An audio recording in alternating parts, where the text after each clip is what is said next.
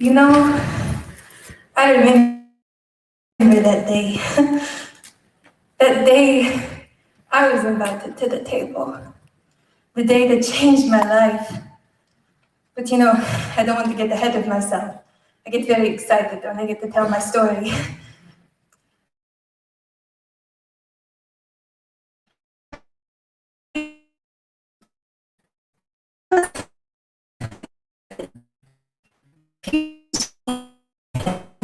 They saw my mistakes. I got called names. I got stared at. I got looks. People knew me as an adulterer, as a fornicator. So because of my reputation, I wasn't allowed to walk with the women in the cool of the day to get water. I had to walk when it was hot and miserable. That walk every day reminded me of every mistake I had made. It reminded me that I was past redemption, or so I thought. So like any other day, I went to the well to draw my water. I waited for the women to leave and everything, and then I went. I was hot. I was probably in a bad mood because of the heat. But something was different. There was a man sitting there. Not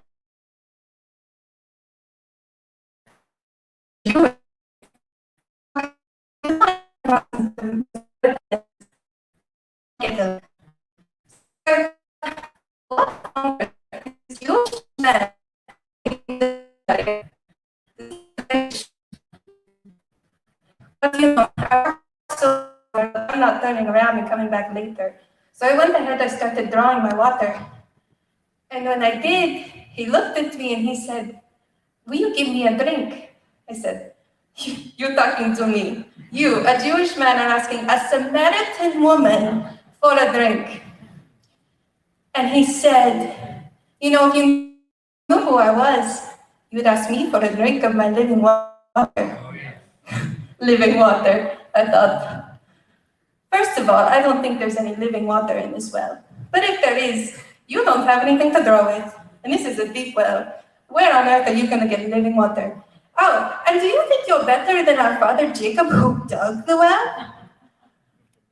But he looked at me. He didn't get upset with my attitude. He looked at me and he said, "Whoever drinks of my living water will never thirst again." Amen. And I thought, I still think you're a little crazy, but if you have living water that I never have to make this walk every day to get water again, you have my attention. So he said, "Go call your husband." I said, "I have no husband." He said, "You're right. You've had 5. And the man you're with now is not your husband." I went, "Oh, you're a prophet. You think you're so much better." I said, "All right, I have this question." I said, "Our fathers worshipped on this mountain.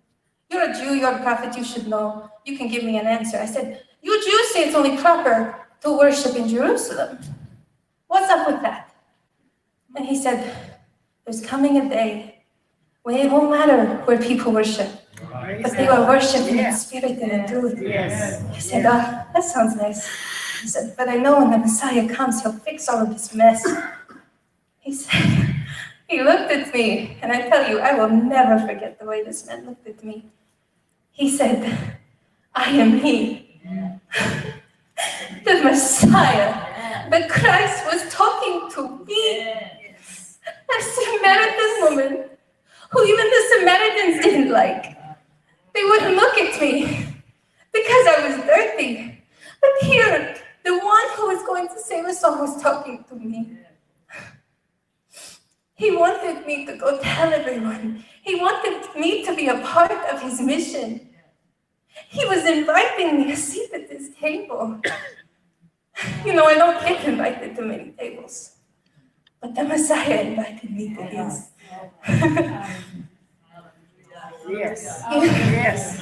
I've made a lot of mistakes, but I will never regret accepting his offer to sit at his table. He's inviting you to come sit at his table. Yes. I hope you will accept. I promise you won't regret it. I know I don't. Come sit at his table.